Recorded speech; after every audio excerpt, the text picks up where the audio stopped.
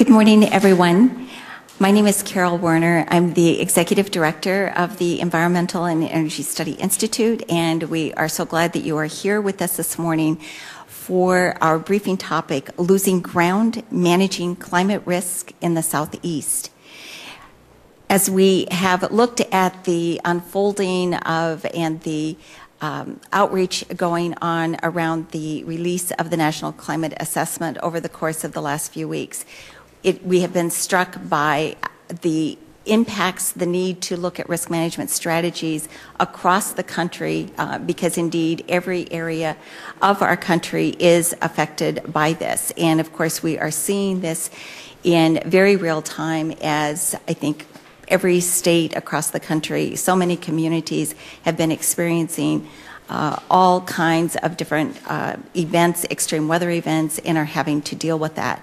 So we're dealing with very, very real problems that really need practical solutions and need to really think about how we make our infrastructure, our built infrastructure, our communities more resilient, how we really try and reduce to prevent as much risk as possible to the changes that we are seeing going on around us, in which scientists have indicated those changes are undoubtedly going to become ever more frequent and indeed worse, and therefore it's really important for us to understand the impacts and the implications of that so that we can begin to address them in thoughtful, effective, and problem-solving ways.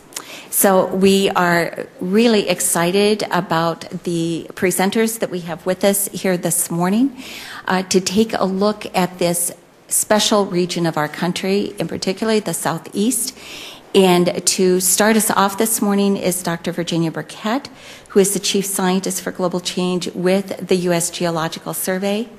Dr. Burkett has been working in this area for a long time. She's been involved with a number of the national assessments that have been done over the last couple decades. She has also been involved as a lead author as well with the Intergovernmental Panel on Climate Change Assessment Reports.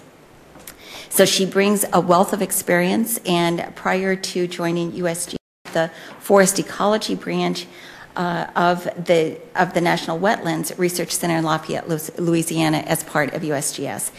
And she also had worked for the Fish and Wildlife Service in Louisiana and had also been heavily involved in coastal zone management in Louisiana. So Dr. Burkett, welcome. Thank you so much. Okay.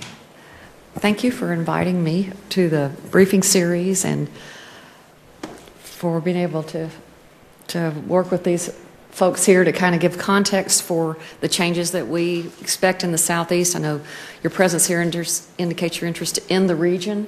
And for the U.S. climate assessment, for all three assessment reports now, and this is our third one, we've broken the country down into regions. And the southeastern region, you can see there on the bottom lower right. And to support the chapters of the National Climate Assessment, we did a series of reports like this one here. We started these 3 years ago. We did a coastal assessment that I helped lead, had 80 co-authors on that. So literally hundreds and hundreds of scientists from around the country contributed to the inputs to the National Climate Assessment. Then we produced the highlights, which is the only hard print thing we're doing. And outside we had just the little spread for the Southeast. I want to acknowledge my lead authors, Lynn Carter, who's in Africa now, and Jim Jones with the University of Florida, and the rest of us here. But basically, this is just to write, you know, the 8 pages or so that send the full report that builds on all of this other work or draws from all of this other work that people have done in the region.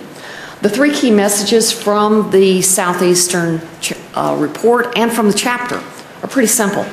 Sea level rise, increasing temperatures, and decreasing water availability are the main threats to the environments and the regional economy of the Gulf Coast, to public health, forestry, agriculture, and you might remember the water wars in Lake Lanier just a few years ago that really showed that the Southeast is, you know, not like the Southwest in terms of being water scarce, but has a lot of challenges with water resources. let's start with temperature, which is driving all of these changes. And you can see that the temperature for the southeast, can you see? I'm in your way. The temperature for the southeast, it's unusual in that we had a cooling period here, but otherwise the trajectory has pretty much been like the rest of the country and the world. And these are the emissions that, the projections for the future under a high emission scenario and a low emission scenario. And these are comparable to what we found in IPCC as well. So all the things I'm going to present to you, I can't think of a single contradiction with the IPCC report that we just released last month. And a lot of folks, a guy from a magazine, a well-known magazine, called me and said, what about this cooling in the southeast? And trying to get their hands around this, because this is on the cover of the report. And then tried to explain to him that this cooling period was so severe there in this short term in the late 50s and 60s that if you do the average or the regression through all of the data, it looks like a cooling. But the southeast is warming now at rates comparable to the global average. So this is from the U.S. National Assessment.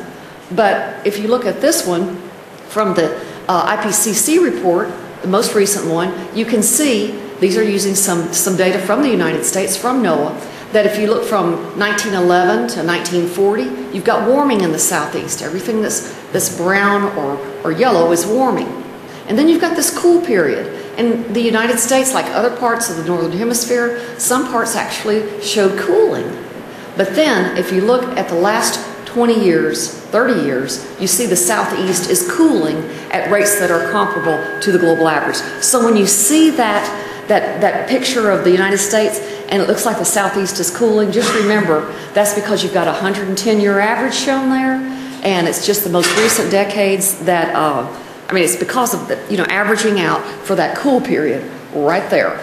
So it's in the data and it's easily explained, but the picture does kind of throw people. There's the southeast. So looking at the southeast, the days over 95 degrees projected in the future, you can see here the change in the number of days over 95. Look at South Florida, North Louisiana, 30, 40, 50 days more of over 95 degree temperatures.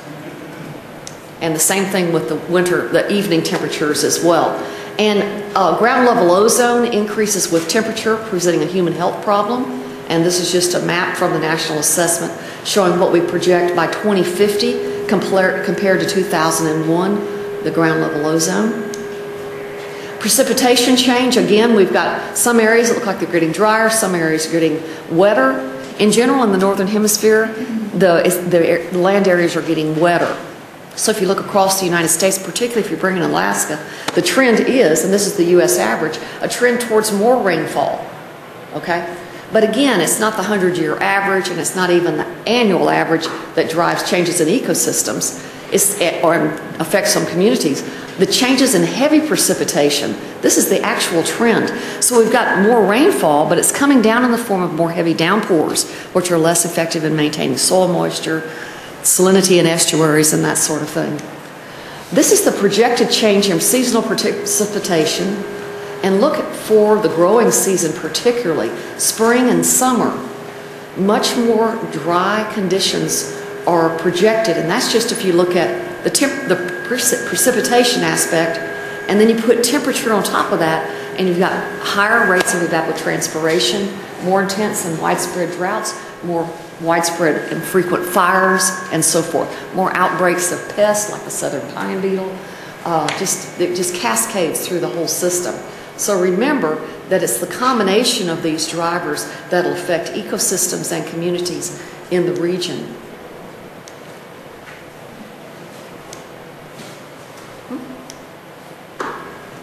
Why is it not shifting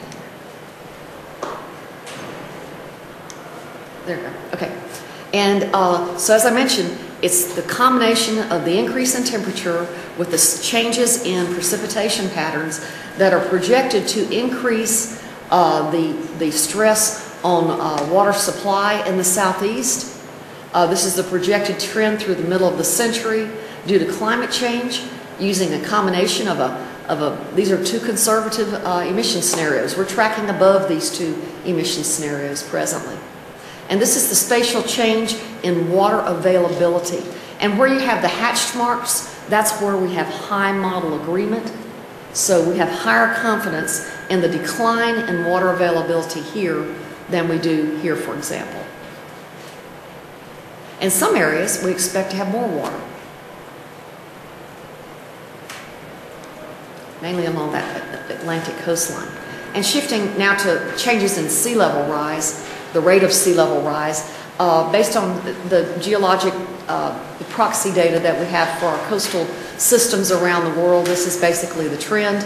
And then we have tide gauge data starting about 1880, going through the current time, and then about 1993 we have satellite altimetry data became available. And that's where you measure the absolute elevation of the ocean surface through time at thousands of stations or points around the globe. Very high confidence in this data here. So the trend here, very similar to the global average off the coast of the United States, but we do have some anomalies I'll show you. And these are the projections in the National Climate Assessment. If you look at the literature, because of the rate of ice sheet decline, there's a lot of uncertainty. The high end of the literature is here, 2 meters.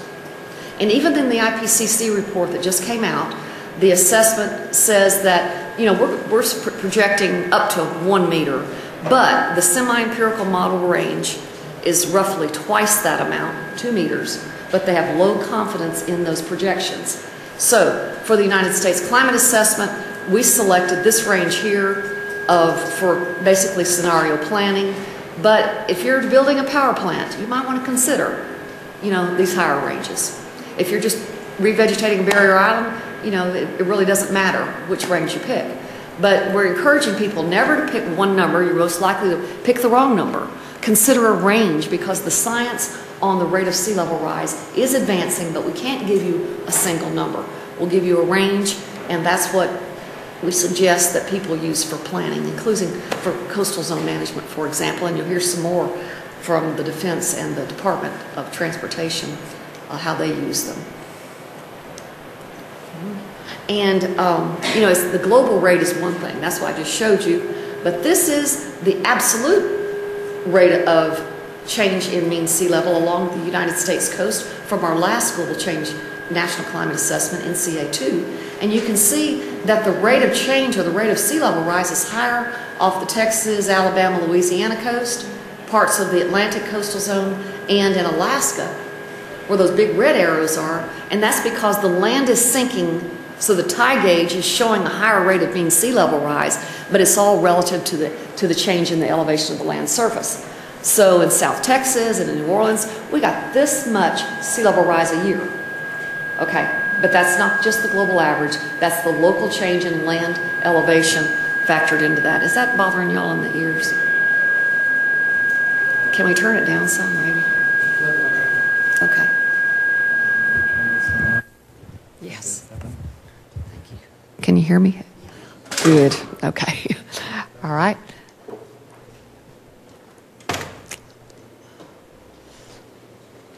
This is the translating this into vulnerability for the southeast, and this is from the chapter here. You can see parts of the coastal zone are much more vulnerable, depending upon those local land elevation changes primarily, and the substrate. This is in South Louisiana here, and up in the very top where you can see the land kind of melting off into the Gulf of Mexico, that is the Gulf of Mexico. And when I started working for LSU Sea Grant in 1975, this was all solid marsh. And this is what it looks like today as a result of the combination of the sinking of the land surface and rising sea level and other processes that have to do with the way the river is managed. This cemetery here was not built in open water, obviously, but that's what it looks like. If you go through the coast, you see all these relics from when the land was there and is no longer. In South Louisiana and other parts of the southeast, we have coastal native tribes. This one here is You can see in 1963 what see that solid wetland mass with that, we call it an island today, but it used to not be an island. That is the homeland for the Biloxi, or the Chitimacha tribes of the Houma Indians, and they're having to move because of the rate of land loss. Here is the road on the lower left there. It used to flood maybe every 20 years, and now it floods every year. So basically the tribe is scattering because they can't safely live there. They can't farm there anymore. That's after Hurricane Katrina on the right. And in the top, see those dead trees? That's saltwater intrusion killing the forest. So their whole landscape is just falling apart around them. Here's just some clips where they're appealing to the parish council to help them relocate the islanders. And remember, it wasn't an island. It was part of a connected coastal system just 30 or 40 years ago. Talking about the road. Another vulnerable area, South Florida, highly vulnerable to sea level rise. And in some of our work that we've done in the area, we see that the mangroves, which are more salt tolerant, you can see on the right there, the little squares, that's the amount of mangroves in South Florida. And as sea level is rising, the blue line, that's the tide gauge record, look at the higher and higher quantities of mangroves. So the key findings, the final thing regarding hurricanes, it's not one of the three major things we mentioned, but it is a huge driver in the Southeast. In the past, these are the two main conclusions I think are relevant to the Southeast. We have observed a substantial increase in the intensity, frequency, and duration of storms, tropical cyclones, particularly in the strongest categories 4 and 5 since the early 1980s when we started having satellite data available. So we're confident in these statements. The increases are linked in part to higher sea surface temperatures, and by late century, an increase in the number of the strongest hurricanes is expected, with more rainfall associated with those hurricanes.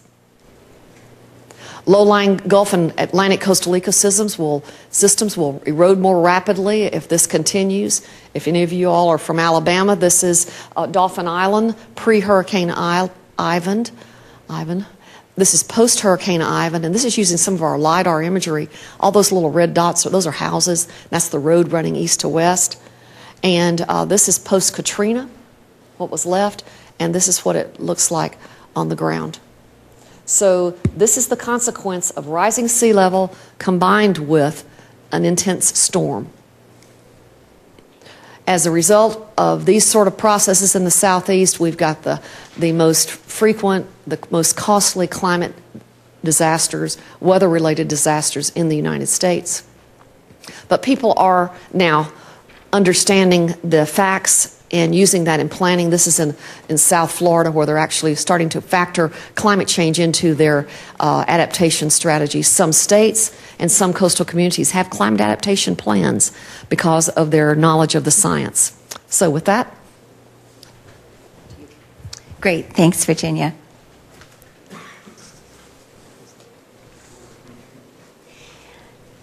And as we generally do at EESI briefings, we will hold questions until the end when we open it up for discussion with our speakers and the audience.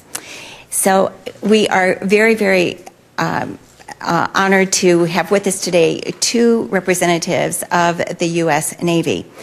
And this is very, very important because as we look at the Southeast, the U.S. Navy has immense amounts of installations, investments that are very important to the Navy, very important to the United States in the Southeast. And of course, the Navy has bases around the world and is looking at the implications of climate, the changes that we are already seeing, those things that are forecast for the future, in terms of thinking about a long-term planning and what needs to be done now in terms of responding to changes already very well underway. So we will hear from two people, as I mentioned, from Roger Natsuhara, who is the Principal Deputy Assistant Secretary for Energy, Installations, and Environment with the Department of Navy, and Prior to his work in this particular role, where he oversees department-wide policies, all the procedures, strategic plans for installation safety, energy, and environment. Prior to that, he also had worked for NOAA, where he was responsible for the management and policies. Well, I'm glad that we have all sorts of communication going on, because that's really important as we think about what we need to do in terms of learning about climate. Where he was responsible for the management and policies of all real property, facilities, and logistics programs. Our other speaker from the Department of Navy is Rear Admiral Select Tim Gallaudet, who is Deputy Oceanographer of the Navy. And he brings a terrific background in oceanography, graduating from the Naval Academy and then going on to get his PhD in oceanography from Scripps Institution. And he had previously served at the, as the superintendent of the U.S. Naval Observatory, and then joined the Chief of Naval Operations Staff in 2009, where he is, among other things, the Deputy Director of the Navy's Task Force on Climate Change.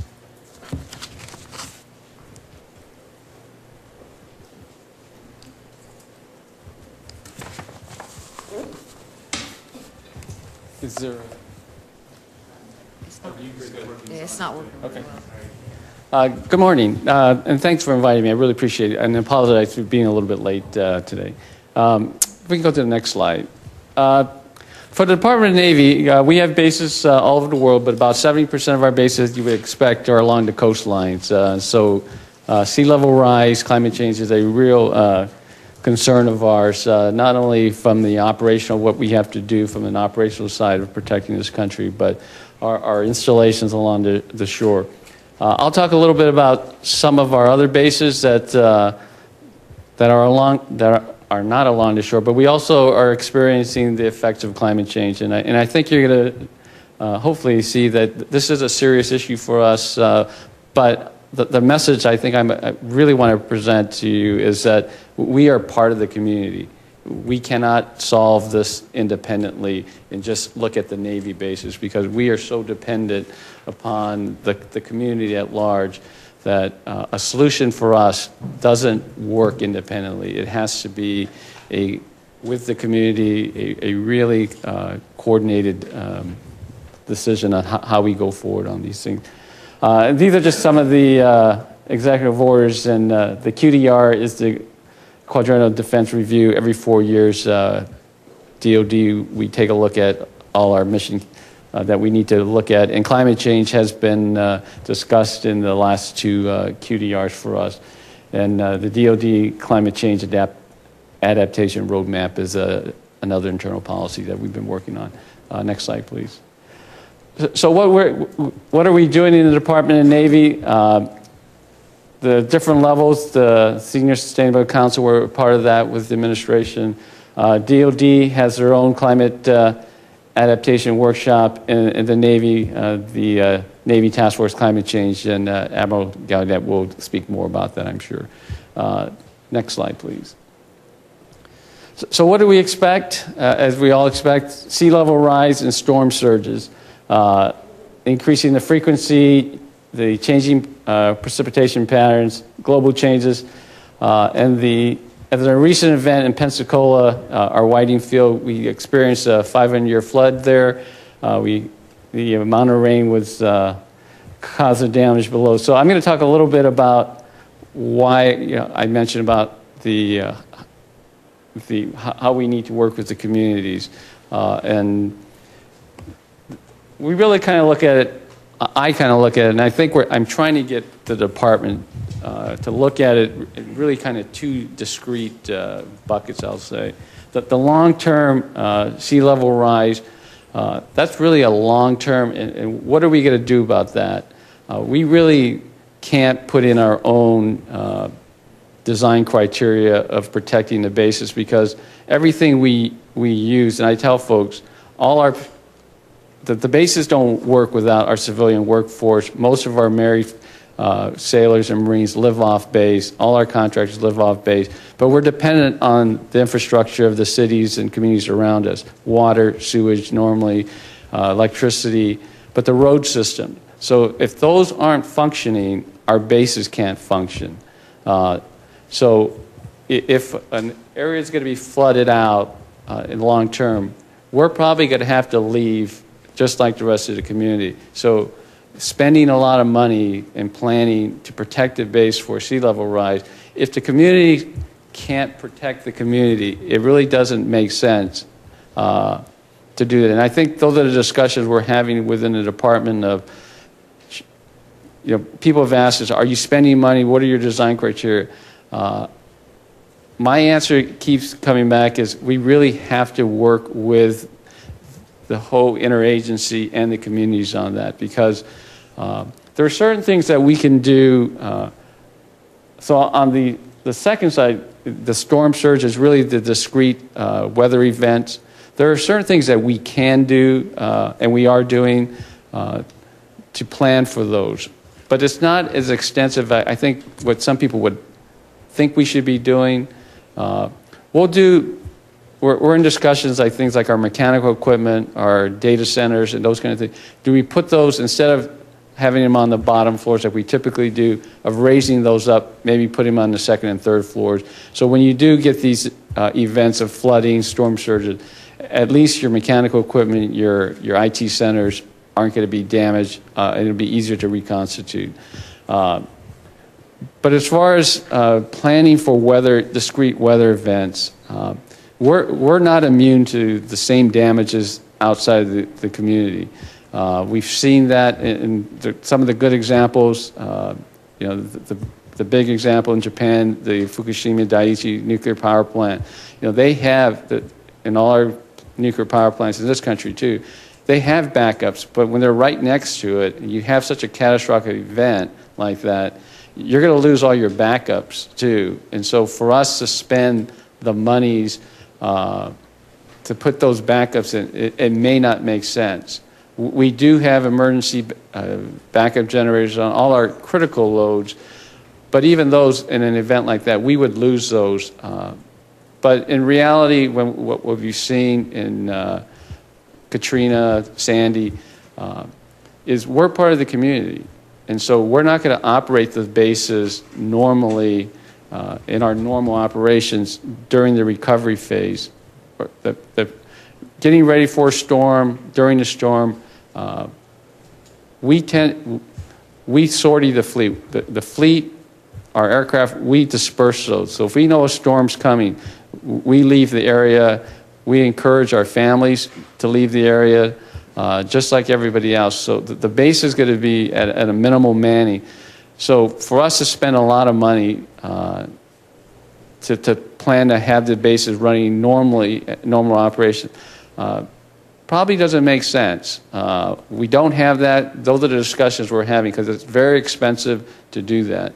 And then during a recovery, we're with the community. We're normally open the bases up to have FEMA to be able to stage things, other agencies to stage their equipment. We'll bring in emergency generators from other areas. And in my personal opinion, I think that's the right thing to do because we have all these assets dispersed, and it's probably better because we can get them in fairly quickly instead of having each base staged, because we're probably going to lose it in a disaster, in a weather event disaster. So those are some of the policy discussions we're having internally of what should we do? How much money should we spend on our bases? But we're also seeing, getting away from the shoreline, we're seeing the effects of climate change on our other bases. An example, just recently in the last weeks in the Southwest. Because of the droughts they're having in California and the severe water shortage out there, the change in climate, the change, Camp Pendleton has, it's annually now that we're spending lots of money and time fighting fires back because of the dry conditions out there.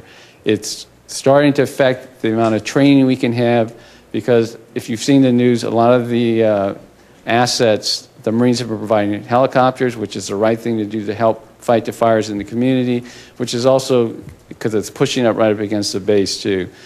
So we've had fires on Camp Pendleton, like I said, almost every year now for the last few years because of the dry conditions. Our master jet base in the Central California, Lemoore, because of the drought areas, we're surrounded by agriculture, which is a great place to be for a jet base because of all the noise. But because of the droughts, the farmers aren't able to get the water to grow crops. When that happens, we get the fields become infested with little critters. The little critters attract birds. Birds in jet airplanes don't go well, so it affects our training. So there's a lot more birds out there because the farmers aren't able to grow. So all these things combined are a big issue for us. So it's just not the sea level rises. These climate changes are really affecting us, our ability to train and do what we need to do throughout the United States. So, not just the coastal areas concern us, our drier climates. We have big bases and training areas in the desert areas, but with water is becoming a real issue out there. I know the Army has one of their bases that is in really critical need. All these things affect your military. Next slide, please. So what are we doing? We started an assessment, a 3-tier assessment of all our bases back in 2013. We expect to have that done in 2015. It's a 2-year process that we're going through to try to look at all the vulnerabilities and discuss what do we need to do on these things. And like I talked about, we're really trying to push this whole community approach that we cannot solve these things in isolation to ourselves because, like I said, our bases aren't going to work without the community working. Roads, railroads, without that, we cannot operate. And so, as you saw in some of the earlier pictures, if we become an island, the base is really not functional. We just couldn't function like that. Next slide, please. So where we're at, where are we moving to? We're really at the early stages. We're starting to get into some much more deep discussions on this because on the surface, it seems like every conference I've gone to, I've been asked, how come the Navy isn't doing this? How come well, because we're really part of the community. We need to work with the communities to make sure their planning is aligned. Because if it's not, like I said, we just aren't going to be able to operate. And so we're just trying to integrate our climate change into everything we look at. We're looking at our design criteria for our buildings, different locations, and trying to make adjustments as we can. And as I mentioned, from our perspective, we need a common government-wide set of criteria, and that's what we really want to push to. I think that's it. Right? Next slide. And so I will turn it over to the Admiral. Thank you, sir. The real name for Admiral Select is Captain. But thank you, sir. My name is Tim Gallaudet. I am the Deputy Oceanographer of the Navy, and I'm representing Admiral John White. He's the Oceanographer of the Navy, works for Chief of Naval Operations, and he also has another role as the Director of this task force, Navy's Task Force on Climate Change. Quick perspective is I helped establish that task force in 2009, and it was interesting. Next slide, please. At the time when we went out into the Russell Building, for example, there was a lot of what we had to do was defend the science. And I'm pleased to say that we're not talking about things anymore. We're actually doing things. So it's nice to have that perspective. And I'm going to brief to you what the Navy is actually doing. And Mr. Natsuhara had given you a piece of that. I'll elaborate just a bit. But in hindsight, or looking back then, the climate change skeptics were kind of had a pretty pitched battle, and we had to really convince a lot of people that based on sound science that the Navy had reasons to care about climate change and to act. And it's nice to see now that most, they're still there, especially in the Congress. There are those who doubt the science and doubt the even fact of climate change existing, but I think we moved beyond that, and it's nice to see. Anybody see the Colbert Report? Did you guys watch that? I bet you're the kind of audience that probably sees that show. So, you might have seen Tom Friedman on it recently about his show, Years of Living Dangerously. And he's talking about climate change too. And that guy's got a pretty powerful intellect. So if he's considering it, you know that the Navy's in the right direction by considering it. So next slide, please. So quick background. This Task Force on Climate Change, established in 2009, currently, we report to this gentleman in the whites there, Admiral John Greener, the Chief of Naval Operations, and we are his point of contact or point person for all things related to climate. The biggest concern in 2009 was the opening of the Arctic. It's another ocean, so the Navy obviously cared, and we wanted to address that first and foremost. And we established a roadmap for the Arctic in 2010 to guide Navy's actions, investments, and efforts to be ready to operate in the Arctic as the ice retreats. We updated that roadmap just recently in 2014, and we also had have a climate change roadmap we're actioning, and it's aligned with the current DoD climate change adaptation roadmap. So this task force consists of a number of people on the Navy staff. We partner with the Coast Guard, the Office of Naval Research, and NOAA, and we engage with the interagency community, the government, and academia, and scientific institutions to inform us and ensure that all our efforts are based on sound science. Dr. Burkett, I applaud your contribution to the National Climate Assessment. Personal story here, you guys have a little chart in there that talks about the Katrina diaspora. Do you recall that? Have you guys seen that little graphic? So I'm one of those. The little part in San Diego is probably my family, at least one of the part of that dot, because I was on the Gulf Coast when Katrina hit, and so our house was totally leveled. And a 35-foot storm surge is something serious to consider. And but at any rate, so I understand installation vulnerability quite well from a personal perspective. But sound science, like the National Climate Assessment, is guiding what we do. Next slide, please. So in a big picture sense, and I know we're focused on the Southeast and in this venue, but this is why the Navy cares in a big picture sense. Of course, we use Neptune's trident here as the appropriate icon. We're in the Navy, go figure. And we're talking about the lower prong today, the infrastructure in the Southeast. But as I mentioned, the Arctic is one of our most important considerations. It's an operating area that we want to ensure remains safe and stable and secure. And there's much kind of hype in the press about potential militarization of the opening of the Arctic, and that's just not our approach. We have very strong collaborative relationships, even with the Russians, at least in the Arctic, not in the Black Sea maybe, but in the Arctic. And so we are using this opening area, we view it as an opportunity to increase our partnering with other nations. And then there's a global security aspect of climate change impacts that we have to consider.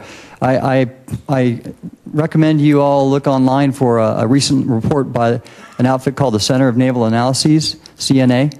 The report is produced by a group called their Military Advisory Board, a number of four-star admirals and generals and others who assess the national security implications of climate change.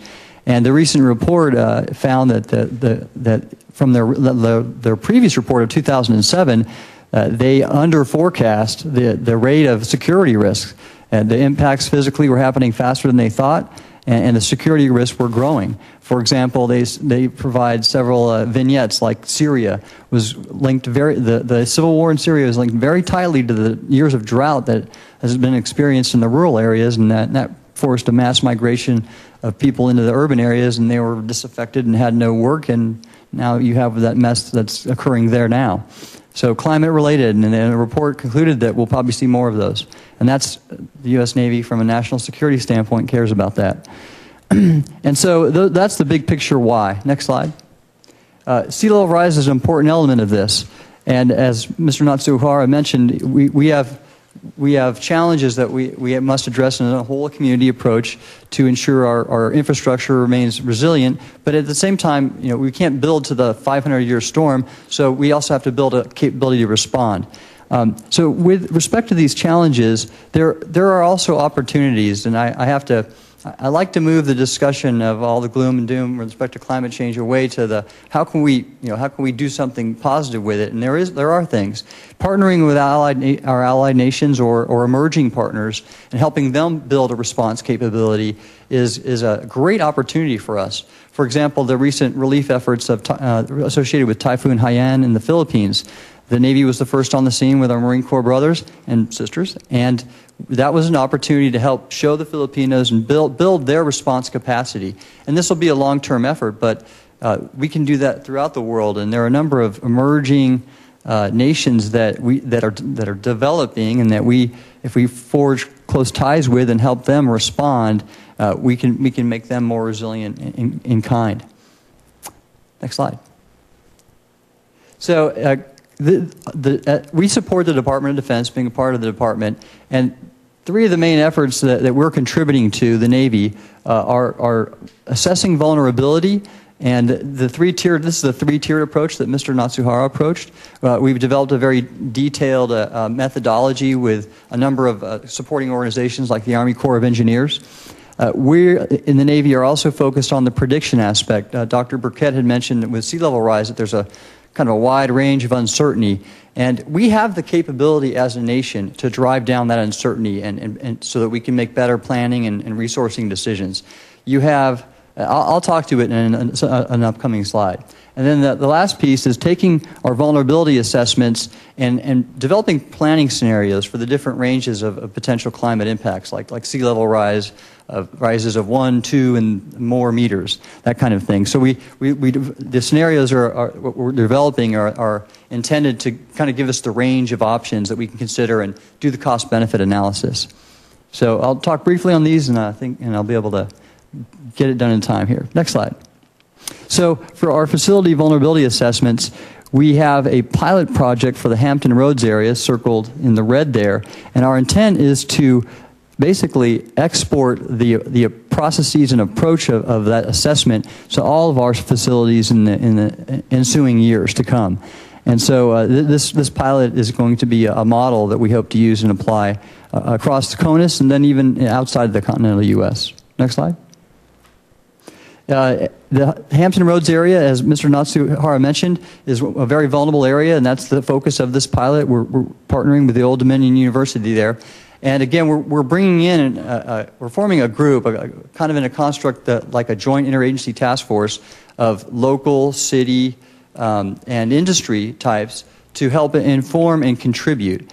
Next slide. Because in this eye chart here, sorry, a little complicated, this shows the extent of interdependencies with different sectors just to address the multiple problems, for example, that a carrier pier may have to face with respect to rising sea levels and extreme events. So you probably can't see very well, but this just sort of maps out if I want to provide steam to that pier, the different things that cross over, not only across the base to outside the base, that I must address the climate change impacts on to ensure that's resilient. So bottom line is that there are many people that will contribute, many sectors that will contribute to this, and that's therefore this whole community approach. Next slide.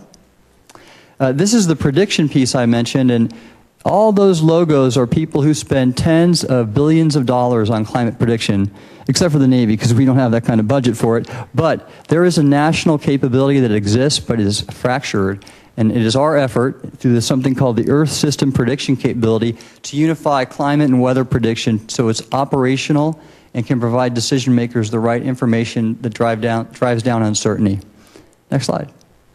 So finally, just to conclude, the Navy is acting. That's my message here. We are doing things. We are assessing the scope of problems, and we are changing our policies and plans. Admiral Greenert is behind this. Secretary of Defense Hagel also is behind this through the DoD Climate Change Adaptation Plan, and of course the administration with the documents that Mr. Natsuhara had briefed on the first slide is driving it all from the top. We need the support of this other group of people in that funny shaped building, and ultimately that will derive from the political will of the people, which are increasingly less likely to want to shell out the money for these kinds of what they view as long-term, not really immediate efforts. And so that's a campaign we all together have to address and move out on. So I'm happy to take your questions after the end of the presentations. Thanks. Thanks, Carol. Thank you. Thank you. And I hope you are all storing up lots of questions and comments. And I think it's also very important, very I think compelling for all of us to understand how what you're doing, and in terms of the leadership and the planning, the thinking that you're doing, is really important in terms of helping communities understand and figure out what does make sense for everybody, because we literally are all in the same boat together. So we are now going to take a look at our transport sector and the vulnerabilities that are being examined, are being looked at in the Southeast. And to talk to us about that a little bit this morning is Rob Kafalenos, who is the Environmental Protection Specialist at the Department of Transportation's Federal Highway Administration. And I know that Rob has been looking at all of this for a number of years with regard to leading some of these climate change efforts at the Department of Transportation, working across the department, as well as with his colleagues at FHWA. And again, I think it brings up the whole situation that you were talking about with regard to thinking about all of this infrastructure that is critical in terms of supporting all of our communities and whether it's our Navy or our Army bases or whatever, but all of the infrastructure that is vital in terms of basically supporting the community, the economy, everything to make it all work. So it's all got to be thought about together. Rob?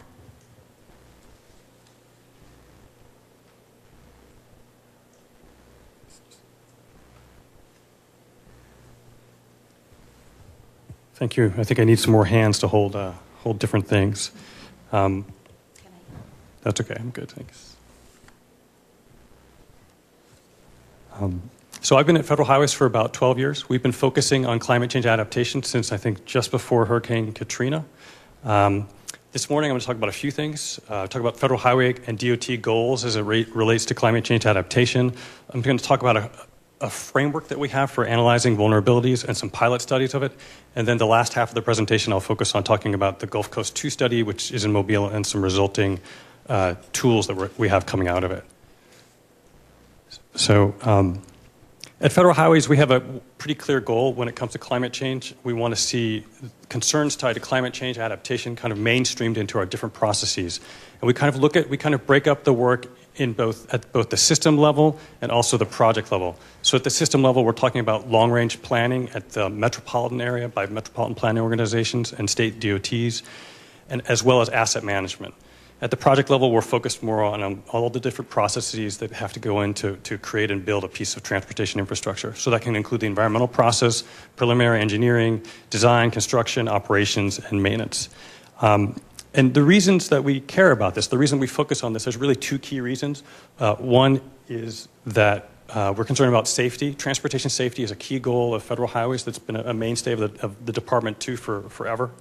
And then there's also these large-scale financial investments across the country at the federal, state, and local level that need to be protected from future impacts of climate change. So we have, for both of these efforts, both the larger-scale systems-level goal, we have a series of activities designed to support those, and then a key products that are coming out of that. The key product at the systems level is this climate change and extreme weather vulnerability assessment framework, and I'll talk a little bit more about that in a few minutes. The Gulf Coast 2 study, the pilot studies of this framework, and then some other studies we have going on are supporting developing and filling out what's in that framework.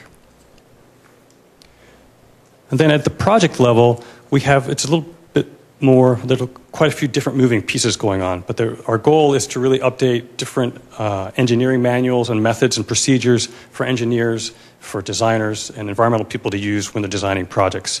And again, we have a series of projects that go along to support these. Some of the same ones already mentioned. Then also, we're starting up just now a large project to look at about 10 or about 15 to 20 assets across the country. So that could be roads, bridges, and other things that are highway specific, to understand how they're vulnerable and develop adaptation options at the engineering level to support those structures. We also have a manual that's designed for coastal engineers to use when designing bridges and highways in coastal environments, where right now our engineering side is in the process of updating that to add in information tied to future extreme weather, future climate change, so including sea level rise and changes in hurricanes and coastal storms. And then we have a series of hydrology and hydraulic engineering research efforts that are also underway. So this is the framework that I was referring to. This is actually the second iteration of the framework. Each iteration has a slightly different name, but you can probably find the word climate and the word framework in it. It's basically divided into three different pieces. The first is, and this is not rocket science, it's pretty logical. The first piece is defining project scope, and so that means somebody who's using the framework, whether it's a local organization or a state, would decide what their objectives are. They would decide what the relevant assets are that they want to focus on. Do they want to focus on highways, or do they want to focus on transit, or both? And consider the kinds of climate variables that are most relevant.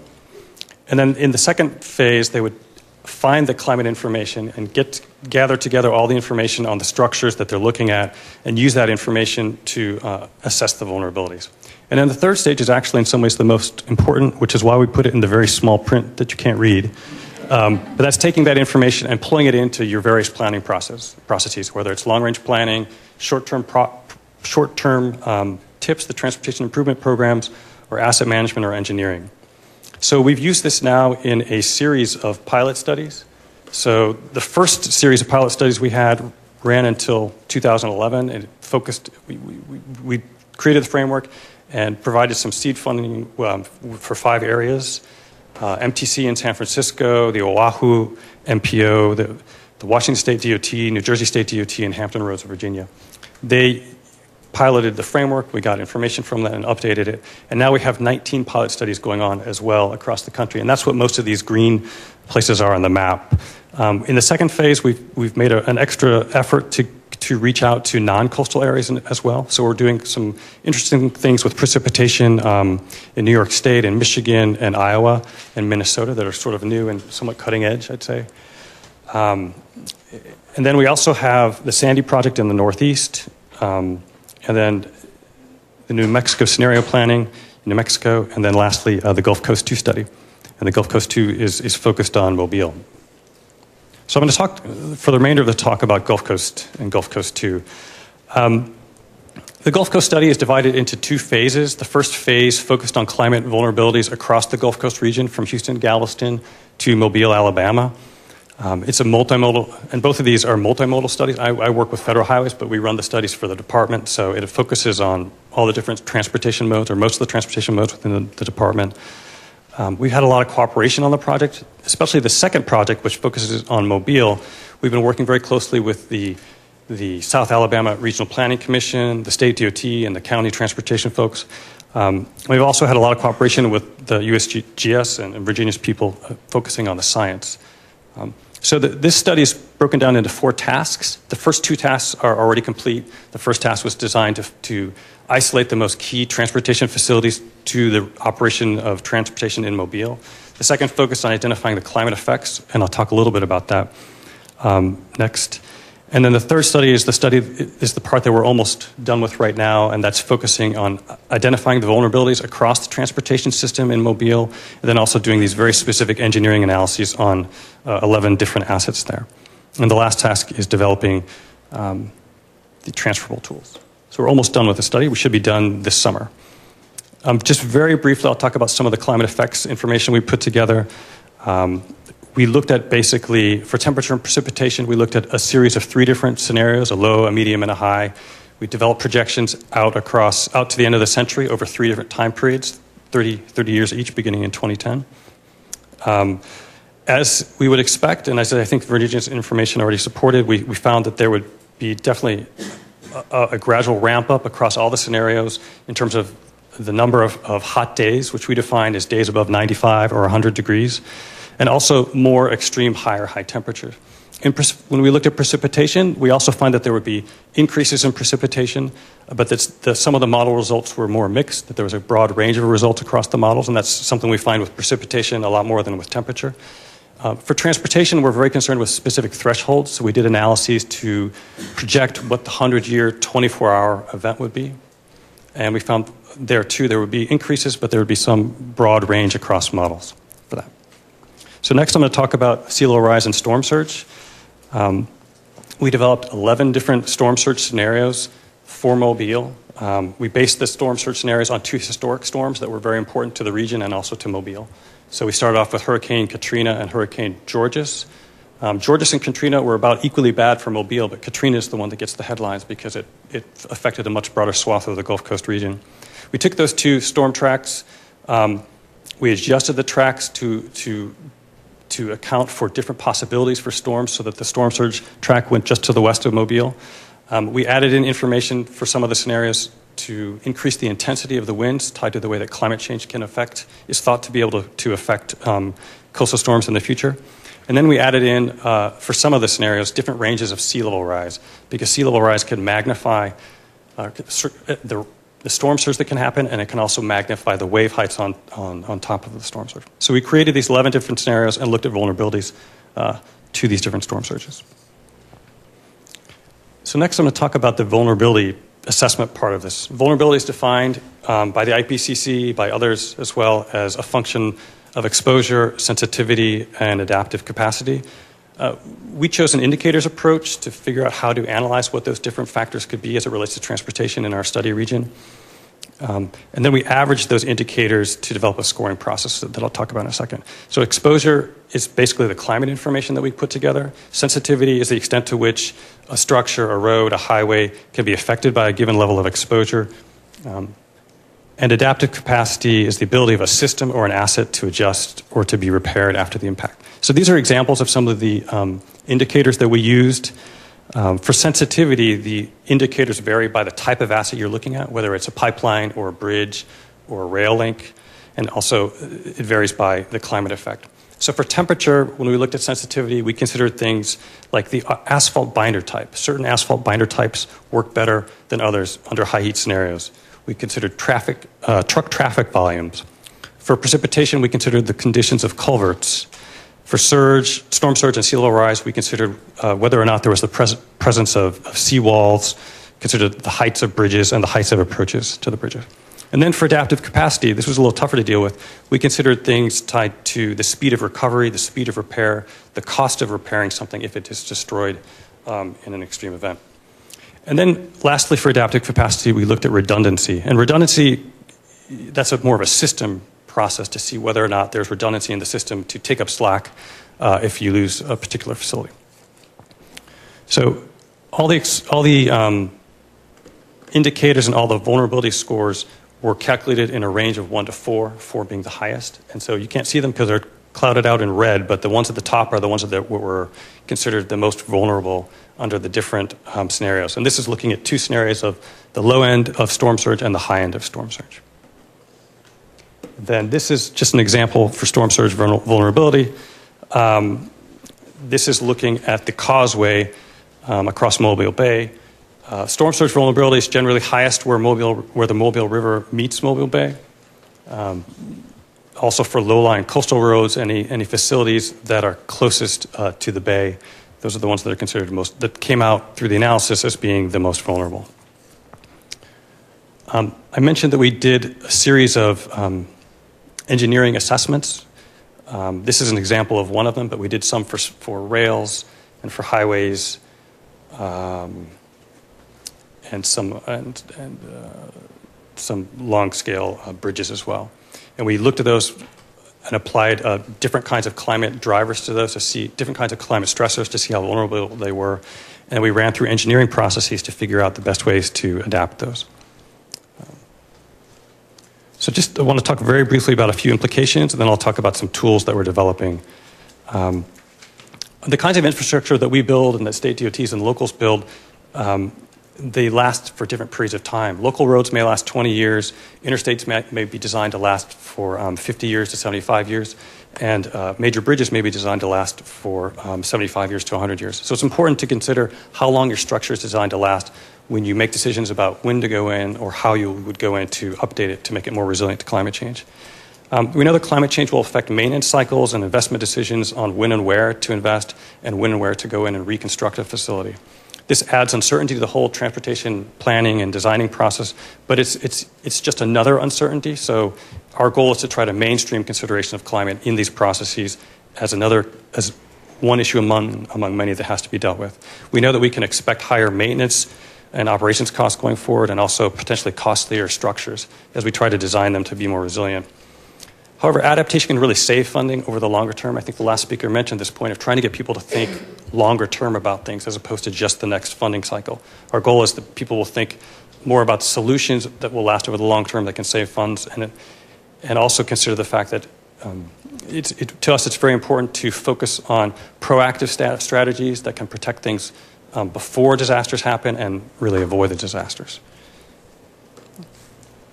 So lastly, this is a list of the kinds of tools that we're developing out of Gulf Coast. We have a couple of, I'd say 5 different tools that we're really excited about. The first 2 are basically spreadsheets or documents, matrices, to help people when they're looking at the transportation infrastructure in their region to gauge what is critical and what is not critical. So they can go in and decide what is the most critical infrastructure to whatever their functions are that they care about for their state or for their city.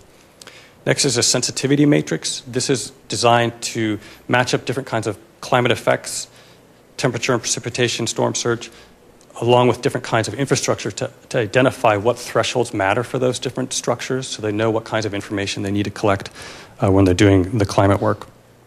And then, as I mentioned, we have a series of documented engineering studies going and looking at vulnerabilities and identifying ways to adapt them. And then last 2, we have a CMIP climate data processing tool. This is a tool that basically summarizes work that we did in a year and a half in an afternoon in some respects. It basically goes in and downloads downscaled climate projections for temperature and precipitation, puts them in a spreadsheet, and allows you to calculate specific variables, some of which we used in our study for Mobile. Now, that's just for temperature and precipitation. And lastly is the vulnerability assessment scoring tool. The vulnerability assessment scoring tool is basically a large spreadsheet that helps a user go through and do a linear kind of analysis of vulnerability to the further structures. All these things will be posted on our website this summer, and that's it. I think I'm out of time, so thank you.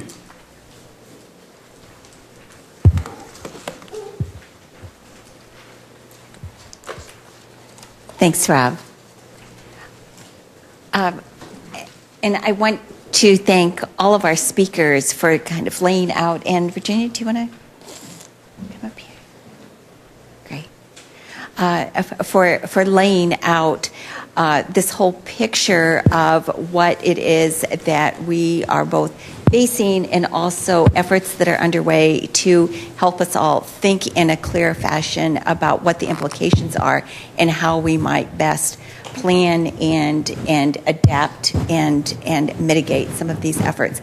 So let's open it up for your questions or comments.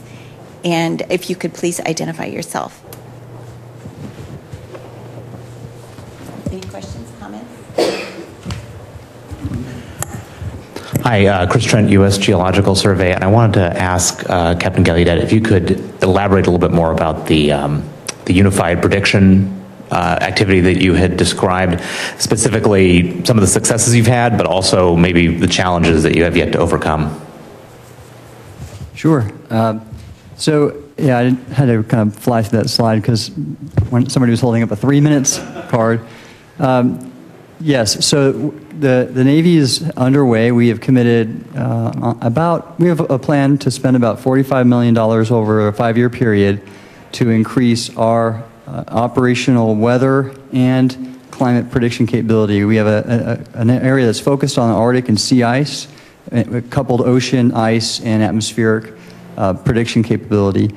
We are partnered with the U.S. Air Force and NASA and DOE and NOAA. The degree that everybody is participating is somewhat limited currently. I'll specifically mention that the Department of Energy and at some of their national laboratories, they have very large supercomputing capability and run very detailed very, very capable climate prediction systems. And we're working to bring them on board. So the idea is that we'd like to have a capability that, with quantified uncertainty, but reduces uncertainty of current tools and improves our prediction out from 0 hours to 30 years. And so we can look at interseasonal, I think NOAA's recently released their forecast for the hurricane season. I believe we could do better if we take a whole of government approach, we being this group of people, NOAA included. And because I think historically, those forecasts are kind of hit and miss. The Navy would find great value in having a very, let's say, a less uncertain understanding of what the hurricane and tropical cyclone forecast for the season would be, as just one example. So this effort continues to move forward. Whenever we go to the Hill, we like to talk about it, and we hope to secure a little more support. Does that answer your question? Great. Okay, over here. Question for FHA. What I failed to see in your brief was, with all the data that you have, do you accommodate the local communities that might be in a catastrophic event to describe evacuation routes, for instance? Well, this is partly answering. I mean, what we do here is we're doing different studies to help support areas that want to do this kind of planning. So we work with local and metropolitan planning organizations. We work with them. We have tools that help them do these things. In the study that I was referring to, there's a whole process for identifying critical infrastructure, and as part of that is identifying evacuation routes and disaster recovery routes. So in that sense, we work with them and help them to put that information together and make decisions about how to protect those kinds of facilities. So it is their responsibility, in essence. You're providing them data, but we provide them tools and information. Yeah. So, we're probably different from the Navy and different from other areas. We're a very decentralized organization. There's the larger DOT. There's the federal highway part that I work for, and then we provide tools and information and funding to states to states and locals to help do these things.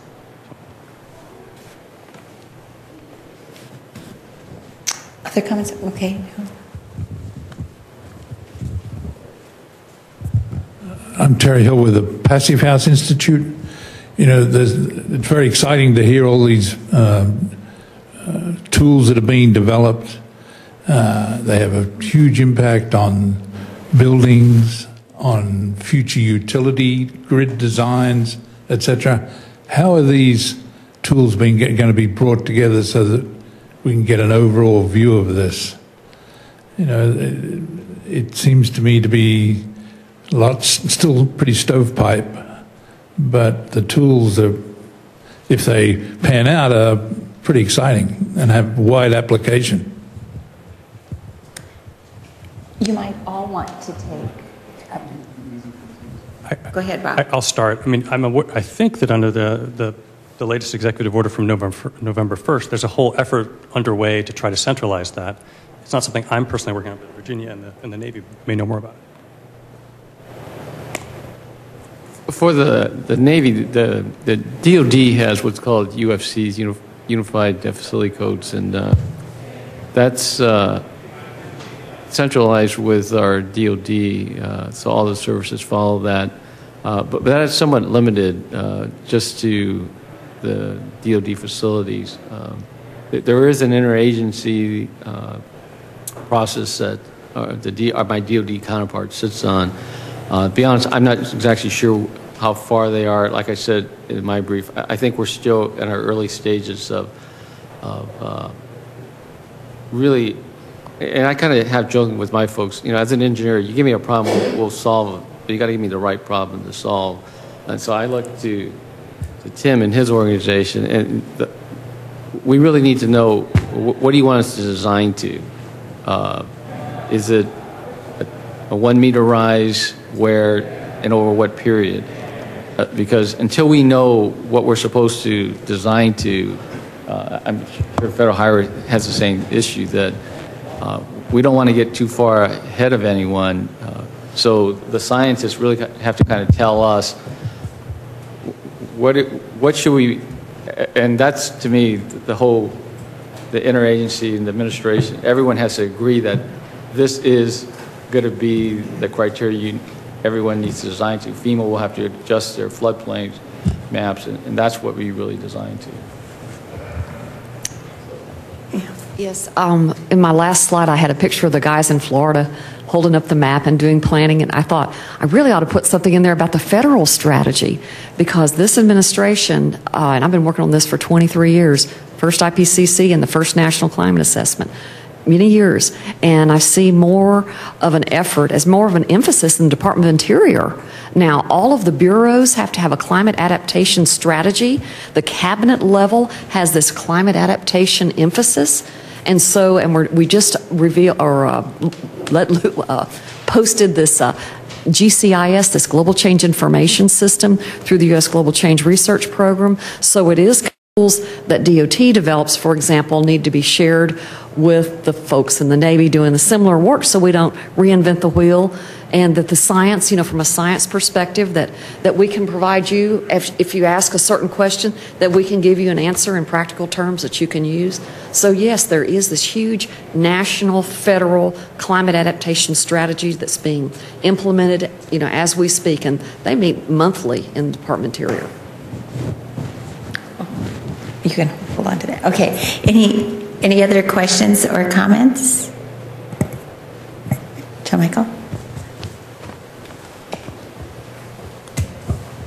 John Michael Cross with EESI, and I had questions about the timelines of the projects in Hampton Roads and then also in Mobile.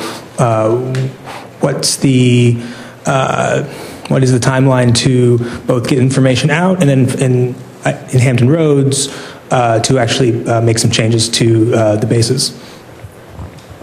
Thank you. So I'm fortunate to be joined by the guy who knows more about this than anybody and gave me all the information. I talked to Commander John Marburger. He's our climate affairs officer on the Navy staff, and he's been the key point of contact for the Hampton Roads pilot. Hi, yeah, so the Hampton Roads area pilot project is going to be a 2-year project. The first year is going to probably be a process of coalescing everybody, all the partners down there. And then, so at the end of 2 years, short answer to your question, 2 years, is about when we should have something focusing in on methodologies, on how we plan to bring everybody together and then get sea level rise forecasts and everything to actually begin to start adapting to climate change. He's the brains behind the operation. For the project in Mobile, the first half of the project is already done, and so the results are already posted. So if people are interested in learning how we focused on criticality and how we worked on the climate information, that's available now. The assessment of vulnerability should be done, and it's already done, but it should be posted on our website this summer. And then the rollout to finalize the study and kind of spread the information about the results would happen later in the summer. And then our pilot projects, the 19 ongoing pilot studies, those should be wrapping up at the end of the year, and results would go online early next year. Rob, I also wanted to ask you, in terms of thinking about sort of all of the different kinds of transport in the Gulf region, because you've got everything in terms of all of the freight in terms of barge traffic, all of the pipelines, as well as highways, airports, that there is so much. Railroads also critical in terms of movement of freight that supports everything. And talk a little bit about how that is being looked at in an integrated way. Yeah. So part of why we picked Mobile, so for the second, this is phase 2 of the Gulf Coast study. We wanted to find the right place within the region to do this study. And part of that is having willing partners who are interested in the topic, and we found that in Mobile and a few other places. But Mobile has had the right combination of not being too large. Some places are just too large and it would have been too difficult to do the study. But Mobile has a good cross-section of all the different kinds of transportation modes we were most interested in. So in addition to highways and transit, the ports are very important. There's barge traffic that's very important. There's pipelines that run through the region, both above ground and below ground. There's a lot of, I think, some Class 1 rail facilities that run through Mobile. So that's part of why we picked that area. In doing the study, we had better luck with some modes than others. The private sector modes, some of them were less willing to share information. So we did have some issues with that. But in the end, we were able to get some good information for the ports and the railroads, partly tied to how things were done, tied to some of the publicly owned infrastructure in the Port of Mobile. But we purposely chose Mobile partly because it has such a big cross-section of these different kinds of infrastructure. So good question. Great. And Mr. Natsuhara, I wanted to ask you, as you talked about how important it was that the Navy couldn't address these issues alone in terms of thinking about your facilities, your bases, and because it is so dependent upon what the community can really support and in terms of really working together on that. So I was just curious in terms of where you are, where the department is, in terms of those conversations with communities, the receptivity, is this going forward in a pretty broad way in a lot of places where you do have facilities, or what's happening? Right. So like I said, we really are in the infancy on our side, because we're really at the end of the process. It's just like your home. Whatever it's zoned for, that's what we build to. So there's lots of planning documents that you have to follow. You know, the floodplain maps. Until those change, nobody is going to change their design criteria in the communities. You know, insurance companies are based on those FEMA flood maps. You know, all the planning documents, whether it's the Navy, whether it's a commercial, whether it's your private home, it's all based on all these fundamental planning documents that other agencies are responsible for. So, you know, how much water is available? Is there sewage? What are the road conditions? All those things have to be considered when you plan. But if those don't change, it's tough for not only the Navy, but the whole community to change, because no one's going to finance you, nobody's going to give you insurance. So it's a very, very complex decision because nobody can fund this themselves in cash. There's so many, how the taxes are collected. And so people ask, well, how come you guys aren't changing? Because we don't have a basis to change our design because there's, like I said, all these fundamental documents and planning criteria. So if you ever try to build a house or renovate your house, you would understand going to try to get a building permit, they would ask you, did you do this and this and this? And if you didn't meet all these codes, you're not going to be able to do it, or you're not going to be able to get financing. You know, if you can pay for it yourself and live off of the grid, essentially, you don't have to meet all those criteria. But we don't control all those criteria. And that's why it's tough for us in the Navy, let alone DOD, to say, well, how come you guys aren't moving forward?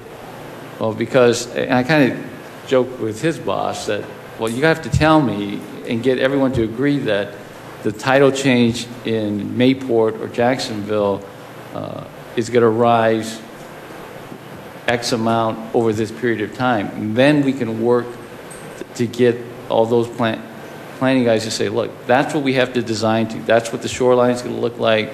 What are we going to need to do? Mm-hmm.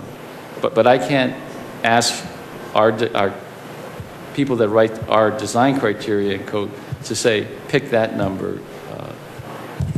Because one, Congress won't fund us because they're going to ask us, what did you base that off? And I wanted to ask, Admiral, do you want to add anything to that, or?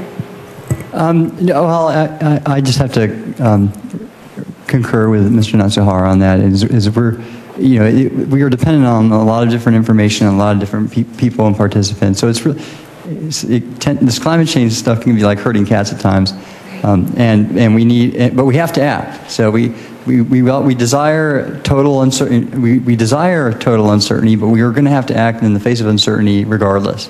And so it's getting the people who write these foundational documents and codes is not an easy thing. So it's that's just a challenge we're facing. So again, it is not whole of government and whole of community approach is necessary. And unfortunately, we had thought that we were going to have the mayor of Norfolk here with us today, and then he was not able to participate because I think in terms of what you were saying about bringing those other voices in is a critical piece of helping work these solutions and to help move action forward. Any last comments or questions? Okay, then please join me in thanking our wonderful panel. Thank you so much for